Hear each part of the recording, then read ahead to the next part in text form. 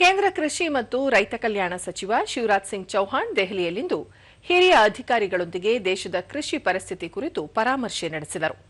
ಈ ವೇಳೆ ಕೃಷಿ ಮತ್ತು ರೈತ ಕಲ್ಯಾಣ ಇಲಾಖೆಯ ಅಧಿಕಾರಿಗಳು ಉಪಸ್ಥಿತರಿದ್ದರು.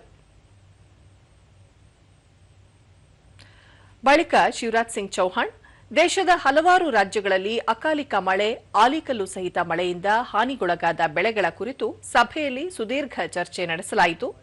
ರೈತರಿಗೆ ಸಾಧ್ಯವಾದಷ್ಟು ಬೇಗ ಪರಿಹಾರ ಸಿಗುವಂತೆ ಅಗತ್ಯ ಕ್ರಮ ಕೈಗೊಳ್ಳಲು ಅಧಿಕಾರಿಗಳಿಗೆ ಸೂಚಿಸಲಾಗಿದೆ ಎಂದರು. ರೈತರು ತಮ್ಮ ಉತ್ಪನ್ನಗಳಿಗೆ ನ್ಯಾಯಯುತ ಬೆಲೆ ಪಡೆಯಲು ಸಾಧ್ಯವಾಗುವಂತೆ ಕನಿಷ್ಠ ಬೆಂಬಲ ಬೆಲೆಯಲ್ಲಿ ಸುಗಮ ಸಂಗ್ರಹಣೆ ಖಚಿತಪಡಿಸಿಕೊಳ್ಳಲು ಅಗತ್ಯ ಸಲಹೆ ಸೂಚನೆ ನೀಡಲಾಗಿದೆ.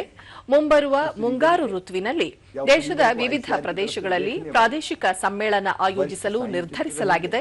ಇದರಿಂದ ಸ್ಥಳೀಯ ಅಗತ್ಯಗಳಿಗೆ ಅನುಗುಣವಾಗಿ ಬೆಳೆ ಬೆಳೆಯಲು ಕಾರ್ಯತಂತ್ರ ರೂಪಿಸಲು ಸಹಕಾರಿಯಾಗಲಿದೆ ಎಂದು ಮಾಹಿತಿ ನೀಡಿದ್ದಾರೆ. ಈ ವರ್ಷ ಉತ್ತಮ ಫಸಲು ಬಂದಿದೆ. ಗೋಧಿ ಮತ್ತು ಭತ್ತ ಖರೀದಿಯನ್ನು ಶೀಘ್ರದಲ್ಲೇ ಖರೀದಿಸಲಾಗುವುದು.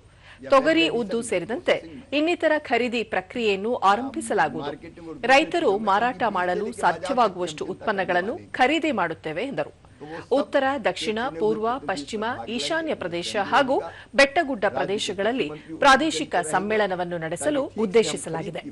ಈ ವೇಳೆ ಕೃಷಿ ಅಧಿಕಾರಿಗಳು ಸೇರಿದಂತೆ ರಾಜ್ಯಗಳ ಕೃಷಿ ಸಚಿವರು ಉಪಸ್ಥಿತರಿರಲಿದ್ದಾರೆ ಎಂದು ಮಾಹಿತಿ ನೀಡಿದರು.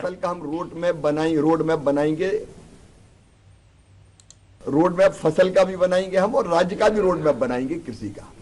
फसलों में अभी जैसे पिछले दिनों हमने सोयाबीन पर चर्चा कर ली थी, मक्के पर चर्चा कर ली थी रोड मैप बनाने के लिए।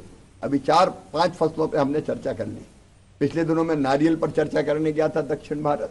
ये अलग अलग जो हमारी फसल है, फसलवार रोड मैप, इसका मतलब ये है कि उत्पादन कैसे बढ़े, क्वालिटी बेहतर कैसे मिले, रोगों का मुकाबला कैसे कर पाएं। अगर प्लांटिंग मटेरियल चाहिए, जैसे नारियल में नए बाग लगाना, तो क्लीन प्लांट कैसे मिले, इस पर विस्तार से बात करके उस फसल का रोड मैप हम बनाएंगे। एक फसलवार रोड मैप और एक राज्यवार रोड मैप, उस पर भी हम ठीक ढंग से काम कर रहे हैं।